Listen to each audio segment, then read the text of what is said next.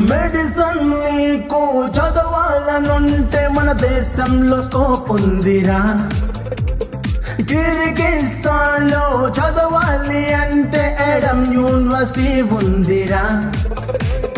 వెండర్తో నువ్వు వెళ్ళాలనుకుంటే మోసపోయే ఛాన్సులు ఎక్కువ ఉన్నట్టే, నీ పైసలు మొత్తం దొబ్బేసుకున్నట్టే. రై రై రారా, రై రై రారా, ఎల్ఐటి కంపెనీలోకే రారా. రై రై రారా, వాళ్ళు స్ట్రగుల్ అయ్యారా, అట జరగొద్దని కంపెనీ పెట్టారా.